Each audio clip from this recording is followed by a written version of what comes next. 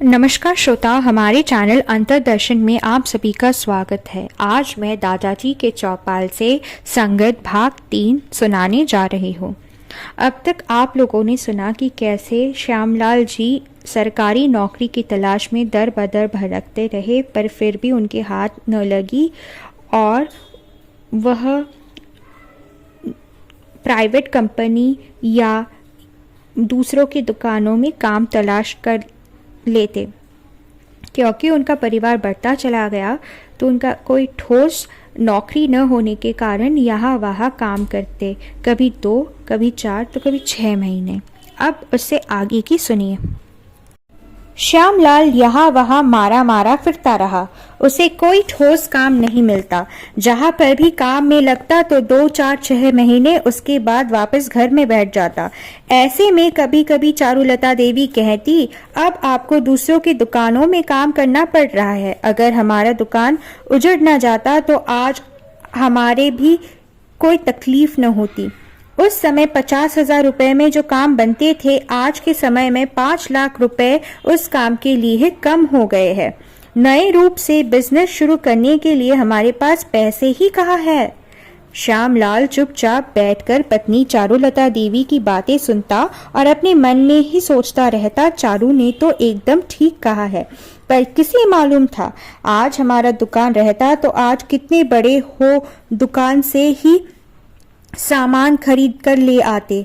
सच कहूँ तो वह लोग जीत गए और मैं हार गया।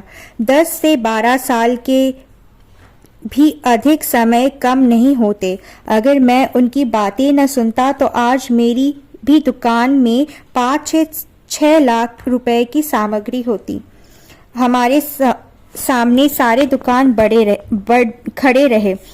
नित नए दुकान खुल गए, केवल मेरा ही नहीं है। उस वक्त बाबूजी मदद किए थे, पर अब तो बाबूजी भी नहीं रहे। अगर हमारे पास पैसा होता तो बच्चों की अच्छी तालीम भी दे सकते, परंतु वह भी मुश्किल है। श्यामलाल जी अपने पुराने दिनों को लेकर सोचते तो कभी अपने आने वाले दिनों को लेकर बड़ा ही चिंता मग्न हो जाते। ऐसे तो पत्नी चारुलता भी बहुत चिंता में रहती है। यह भी अपने से कोई न कोई जुगाड़ लगाने की कोशिश में रहती है।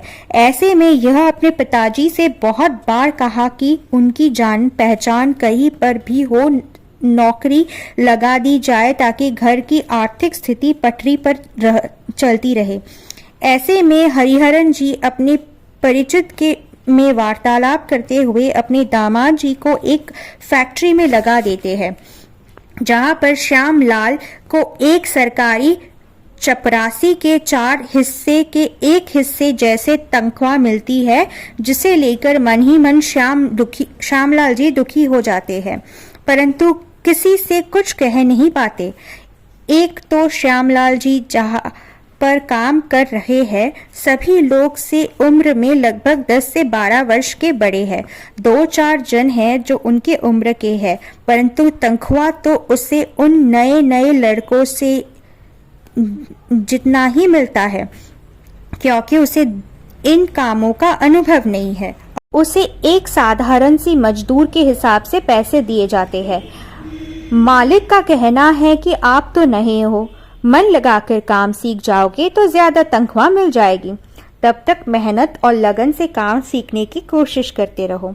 श्यामलाल जी जानते हैं यह प्राइवेट कंपनी है।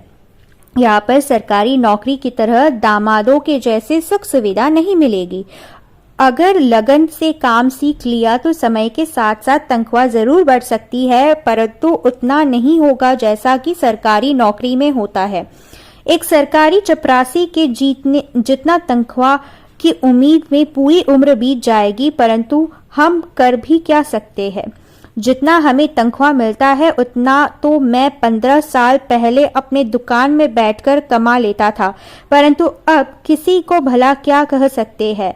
अगर आज बाबूजी होते तो बार बार मेरी आंखों में उंगलियां डालकर कहते, देख ले, बड़ों की बातें न सुनने का परिणाम क्या होता है। अगर तू हम लोगों की बातें सुनता, अपने आस पड़ोस की बातें न सुनता, तो आज तेरे ही दुकान में 2-4 आदमी काम करते, 2 से 5 जन को काम दे सकता था। परंतु तेरे ही गलत भावनाओं के कारण आज तुझे लोगों से काम मांगना पड़ रहा है। अपने घर से दूर, बच्चों से दूर, परदेश में रहकर नौकरी करना पड़ रहा है, फिर भी किसी से अपनी जुबान खोलकर अपनी मन की दुख व्यक्त नहीं कर सकता।